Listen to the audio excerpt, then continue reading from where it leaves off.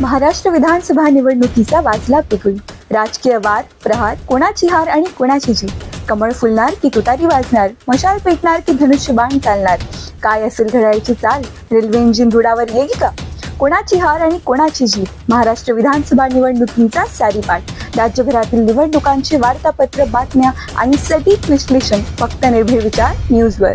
उमेदवार माननीय जितेंद्र ठाकूर साहेब, खास करून युवकांचे आवडते उमेदवार आणि पुढचे भवितव्याचे होणारे आमदार आमचे डॉक्टर साहेबांवर प्रेम करणारे, त्यांच्याबरोबर आलेले आमचे एक 8 दिवसापासून या तालुक्याचा दौरा निवडणुकीच्या दरम्यान करतोय. प्रत्येक गावात डॉक्टर साहेबांवर प्रेम करणारे असंख्य मतदार आम्हाला भेटत आहेत आणि जेव्हा त्यांचं प्रेम ओसंडून वाहून येतं की प्रत्येकाला डॉक्टर साहेबांनी कुठे कुठे काम केलेले, त्यांच्या दवाखान्यात कसे कसे लोकांचे अगदी कठीण ऑपरेशन करून त्यांना जीवदान दिलेले असे अनेक लोक भेटली.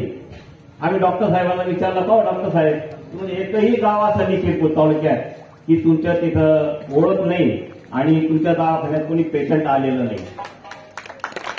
तर खरंच या माणसाने एक जीवदान देण्याचं काम या तालुक्यामध्ये केलेलं आहे.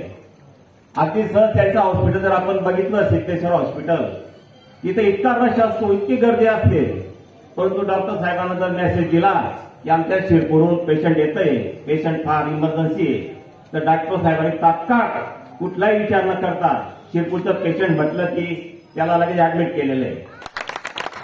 त्यांचा एक परिवारातला एक जण निघतो आणि त्याच्या मागे 15 गाड्यांचा ताफा निघतो. आता आमचे तो असं म्हणत होते, त्या गाड्यांमध्ये किती लोक आहेत नाना तुम्ही बघितले का, तर त्या गाड्यांमध्ये 2 ते 3 लोक बसलेले असतात आणि असा गाड्यांचा ताफा दाखवून ते असं दाखवत आहेत की खूप आम्हाला प्रचंड पाठबळ आहे. परंतु मित्रांनो, असं कुठेच नाही. आणि प्रत्येक गावात फिरतोय, गुप्तपणे का असेना पण लोक अगदी मनात ठेवत आहेत की आम्हाला डॉक्टर साहेबांना मतदान करायचंय. ठीक आहे, त्यांचं साम्राज्य पसरलंय, आपल्या घरातला कोणीतरी नोकरीला असेल, म्हणजे नोकरी काय अशी मिळत नाही मित्रांनो. आपला मुलगा शिकलेला असेल, मुलगी शिकलेली असेल, कोणीतरी शिकलेला असल्यामुळे नोकरी मिळते. आता इथं असंख्य बंधू असतील, कशी नोकरी आपल्याला सर्वांना माहिती आहे. आपल्या घरातून तिथं नोकरीला कोण जाणार आहे?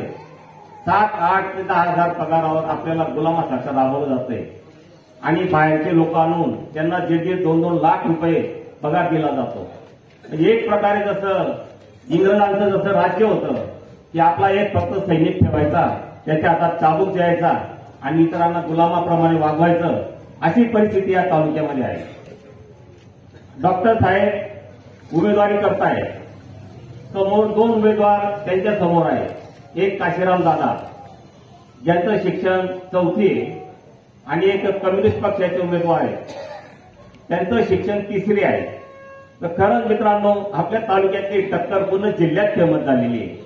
कारण एकीकडे MS गोल्ड मेडलिस्ट माणूस, जे मोठे सर्जन आहेत, ज्यांचं जिल्ह्यात फार मोठं नाव आहे, ते अगदी सहजतेने स्वतः ऑपरेशन करतात आणि असे अनेक ऑपरेशन त्यांच्या हातातून इथं आपल्या तालुक्यात झालेले आहेत. तर आपण या तालुक्यात जे उमेदवार आहेत समोरचे, ते फक्त एका परिवारासाठी काम करतात. त्यांची 3री पंचवार्षिक आहे आणि या 4थी पंचवार्षिक मध्ये ते निवडून द्या असं सांगतायत. पण समोरचा माणूस फक्त एका परिवारासाठी काम करतो, त्यांना कुठलाही अधिकार नाही. जे आपले नेते आहेत ते सांगतात, हमारा आमदार 1 रुपया खाता नहीं. तो तुम्हारे आमदार को 1 रुपये का अधिकार भी नहीं ना, ते पैसे कसे खातील? अधिकार नाही कुठला. त्यांना कुठलं पत्र वाचायला देत नाही, फक्त PA जातो आणि सही करून घेतो. इतकी वाईट परिस्थिती लोकशाहीमध्ये आहे, आम्हाला खरं नवल वाटतं. तर आपल्या पुढे एक चांगला शिक्षित माणूस, ज्याच्या डोक्यात विजन आहे या तालुक्यासाठी, समोरचे आज म्हणतायत त्यांच्याकडे 35-40 वर्षापासून सत्ता आहे आणि ते म्हणतात मी MIDC लावूंगा, रोजगार दूंगा. मग 35-40 वर्ष काय केलं बाबा तुम्ही? 35-40 वर्ष का आणू शकले नाही MIDC? का रोजगार देऊ शकले नाही? असंख्य बेरोजगार युवक आपल्या तालुक्यामध्ये आहेत. तर डॉक्टर साहेबांचं फार मोठं विजन आहे युवकांसाठी. आणि एक हॉस्पिटल जे आणतात ते, आपण साधं इंदिराचं उदाहरण घेतलं, कितीतरी आपण लोक इंदिरामध्ये जातो, इंदिरा स्वस्त असेल, पण सर्वात महागडं हॉस्पिटल आज इंदिरा मेमोरियल हॉस्पिटल आहे शिरपूरमध्ये. लुटलं जातं अक्षरशः तिथं मेडिकलचा लिलाव किती मध्ये जातो.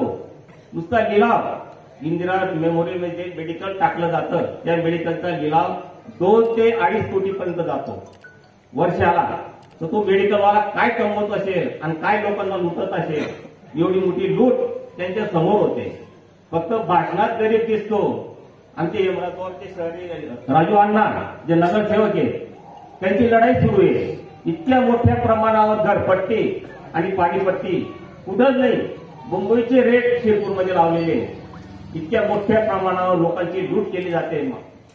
आणि या सर्व गोष्टी जर आपल्याला व्यवस्थित करायच्या असतील, खरी लोकशाही रुजवायची असेल, कॉमन माणसाचं काम करायचं असेल, तर आपल्याला पर्याय दिल्याशिवाय चालणार नाही मित्रांनो.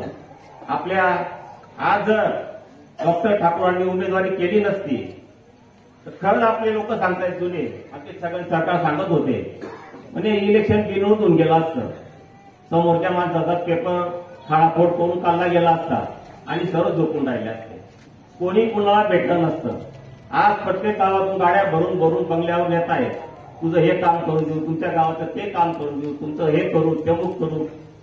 तर हे कशामुळे आश्वासन मिळतंय मित्रांनो? फक्त या माणसामुळे. डॉक्टर ठाकूर जर उभे राहिले नसते तर आपल्याला कुणालाही काही विचारलं गेलं नसतं. कोण गावाचा सरपंच, कोण गावाचा चेअरमन आणि कोण कार्यकर्ता याला काही मत मिळालं नसतं. आज प्रत्येकाला बंगल्यावर बोलून बोलून समजावलं जातंय, प्रत्येकाला सांगितलं जातंय, देखो देखो कुछ भी करो दादा को चुन के दो, दादा को चुन के दो. डॉक्टर साहेब आपली लढाई काशीराम दादांशी आहे, आमची आंबलीबाईची लढाई नाहीये. आंबलीबाई आमदार आहेतच ऑलरेडी, ते विधान परिषदेतून निवडून गेलेले आहेत, त्यांची टर्म अजून भरपूर बाकी आहे. मग तुम्हाला दुसरा आमदार का पाहिजे? दुसरा आमदार पण त्यांना खिशातलाच पाहिजे मित्रांनो. असं जर लोकशाहीमध्ये कोणी करत असेल तर आपल्या तालुक्याच्या दृष्टीने फार घातक आहे. तर आपण कुठल्याही परिस्थितीत काही करून पूर्ण विचार करा आणि येणाऱ्या 20 तारखेला डॉक्टर साहेबांना प्रचंड मताने निवडून द्या, एवढी विनंती करायला आलोय. धन्यवाद.